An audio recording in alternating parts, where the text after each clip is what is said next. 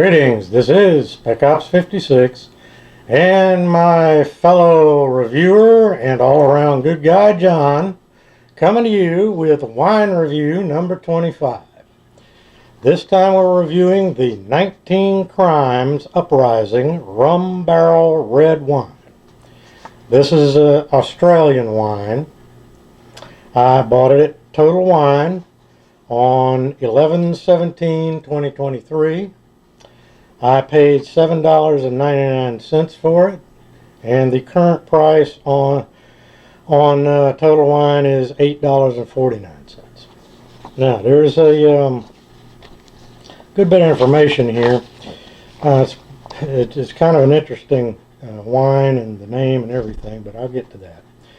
It's aged 30 days in rum barrels, intensely rich with a jammy finish. Notes of sweet mocha, caramel, and spice. Oh, by the way, I could not find any information on the 19 Crimes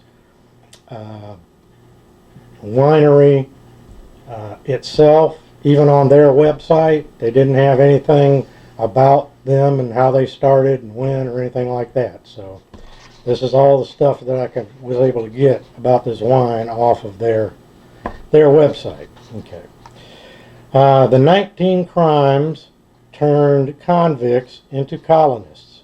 And for those of you who may not know, the way that Australia was founded, it was a colony of Britain, and the British would send their convicts down to Australia. Okay. And there were 19 crimes that if you were guilty of one of those crimes, you got sent down to Australia. The 19 Crimes turned convicts into colonists. Upon conviction, British rogues guilty of one of the 19 crimes were sentenced to live in Australia over a penalty of death. For those rough-hewn prisoners who survived the treacherous journey at seas, they forged a new country and life as pioneers in a new frontier. Today, 19 Crimes celebrates nonconformists and those rule breakers who challenge the status quo.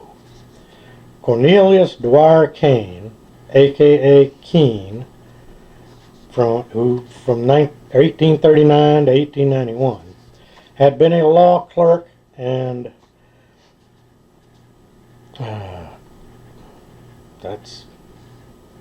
had been a law clerk and something, I can't make it out, from Skibbereen, County Cork, Ireland.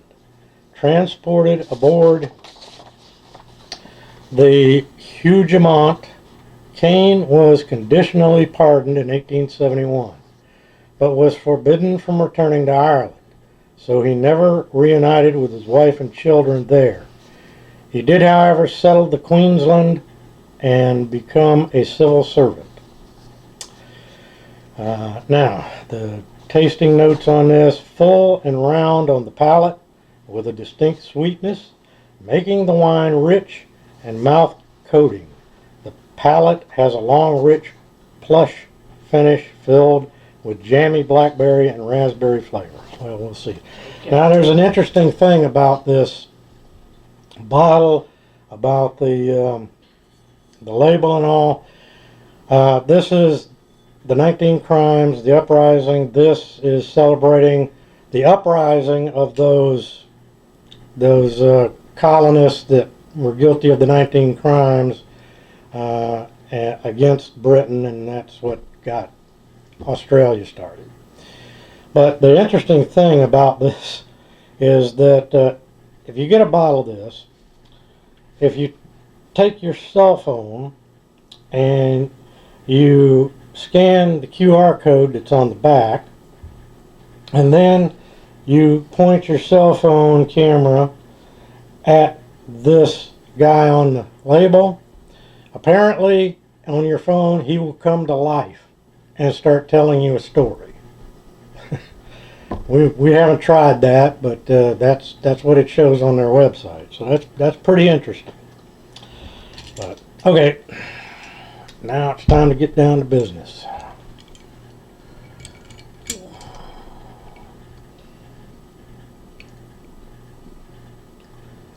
And I already took off the little seal, the plastic seal on it off camera because it's always a pain in the butt.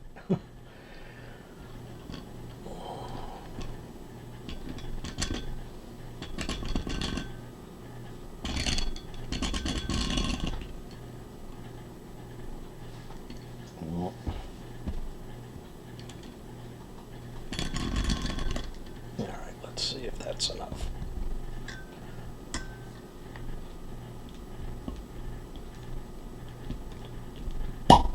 There we go. Alright. Now, as I understand it, this is a Shiraz style of red wine. But they didn't really have much about the wine itself on their website, so. Okay. Yeah, it's a dark red. Got it. And I can already smell the fruitiness from here.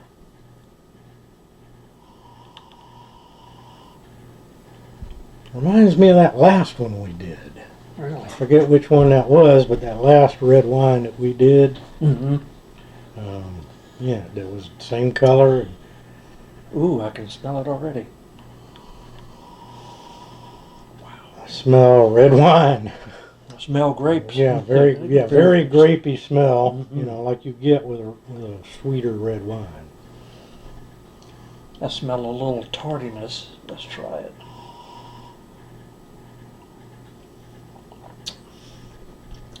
Yes, it's a little tardy, a little dry.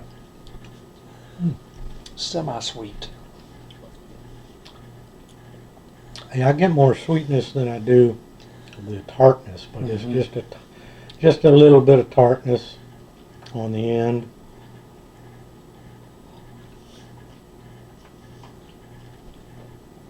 You getting any dryness?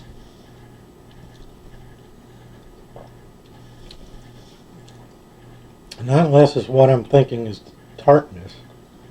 A little dryness on the end. But I'm actually getting a little, not exactly burned, but a little bit of prickliness on the tongue at the end. You know, almost like, I don't know what the alcohol, but maybe it'll say on it. It should say on it. It didn't say anything on the website about it, and I forgot to look on the bottom. 14 and a half. Okay, all right. Maybe that's what it is. I don't know. Anyway, or maybe it's just me. It's a good one. Like I said, my tongue seems to be more sensitive to prickly, tingly burningness.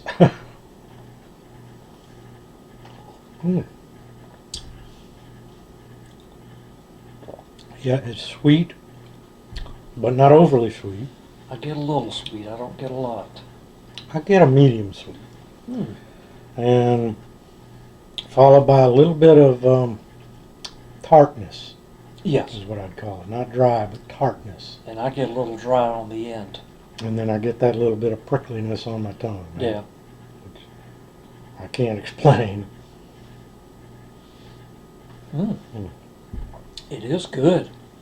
It's very tasty. Yeah. So, I don't think I ever had an Australian wine before. I don't think we have either. So, I don't remember one. but this is a good one. And What's your opinion of it? I'll give it 2. I'm going to have to give it 2 also. Yeah, it's very good. It is good. It's You got know, a multitude of flavors. Especially cold, like we're doing it, because we like our wines sweet and we like our wines cold. Yep. So I've had this in the refrigerator. I could tell. It may taste totally different warm, but Yeah. I'm never going to know because I'm not going to drink it warm. All All right. right, well that takes care of wine review number 25. Stay tuned, we're doing more reviews shortly. Till then, Cheers. cheers.